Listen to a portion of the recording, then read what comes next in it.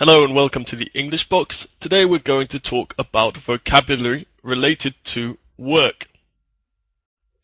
So we're going to start with a question that is often asked when people meet each other for the first time. What's your job? What do you do? Or what's your occupation or profession? We're going to look at an interview in which a number of typical questions are asked and the interviewee responds to these answers. After looking at the answers, we're going to pick out some vocabulary, some different words, and discuss the meaning of these words. So we have the answer to the first question here, what's your job? And the response is as follows. I work as an English teacher in Germany. I have worked in my current job for just over a year. Before I moved to Germany, I lived in Spain, where I worked as a teacher and translator. In this paragraph, you can see that the underlined phrase or word is current job. Your current job means your present job, the job that you have at the moment. The next question, do you like your job? And the response was, most of the time. I enjoy talking to people and seeing the improvement they make. However, I have to spend a lot of time travelling between classes, and towards the end of the day, I often don't feel like talking, so I always hope the student is talkative. The first underlined phrase here is to enjoy talking. To enjoy talking means to like talking. The improvement they make, to make an improvement, means to get better. So to start at a low level and to improve, to increase one's performance or level. However, I have to spend a lot of time traveling. To spend time doing something means to do a particular activity for a period of time. And finally, the adjective at the end, talkative. A person is talkative if they talk for a long time or if they talk a lot. Moving on to the next slide, we have another question. How did you get into your profession, or how did you get into teaching? Another very common question. And the answer here is just by going with the flow, really. I studied psychology at Southampton University, but wanted to learn languages. I obtained a qualification in teaching at the University of Zamora in Spain, after which I had an interview with an academy director. The interview went well and she offered me the job. My job in Spain opened new jobs in translation and e-learning and eventually led me to move to Germany, where I work as a freelance English teacher. Once again, we have a few more underlined phrases. We have to obtain a qualification. This means to get an officially recognized document or title from an institution. For example, a degree certificate or a language certificate saying how well you speak the language.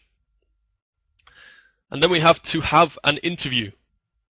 To have an interview is the conversation that you have with a boss or a representative of a company before they decide if to offer you a job, if to give you a job. The next phrase we have is to offer a job. To offer a job is to ask if the candidate or applicant would like to accept the job. To open new doors, you have the sentence there, my job in Spain opened new doors. This means to offer you new opportunities, new possibilities.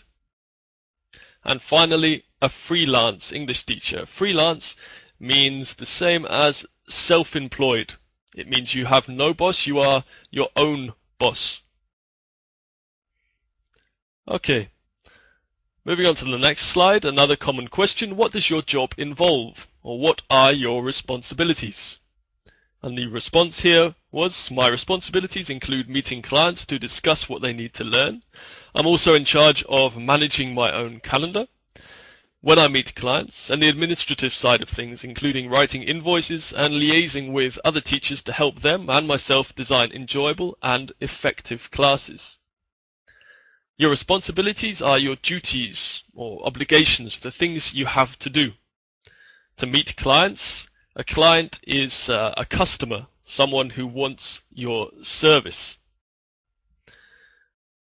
Also, in charge of, to be in charge of, is very similar to be responsible for. If you're in charge of something, then it is something you have to do.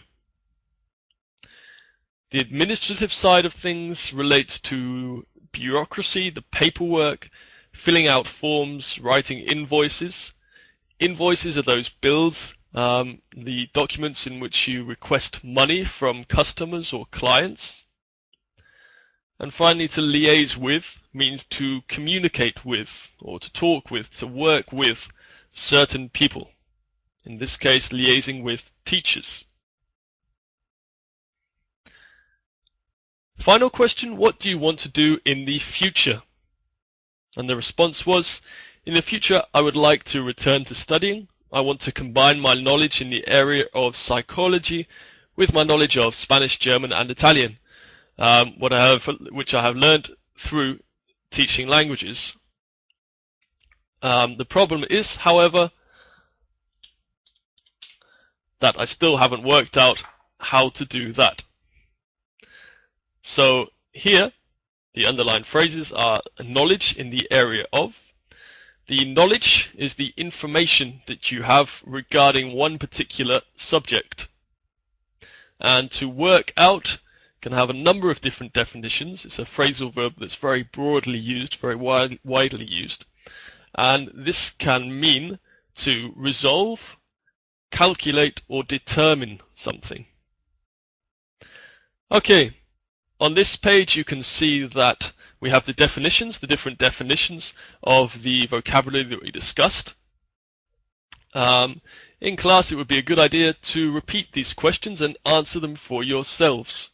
So if you'd like to go through the video again, and you can write to us with your own responses and own answers to these questions. So I'd just like to say thank you very much for watching, and if you'd like to see more videos of this nature, then come and check out our website at www.englishbox.co.uk. I'll see you then. Thank you for watching. Bye bye.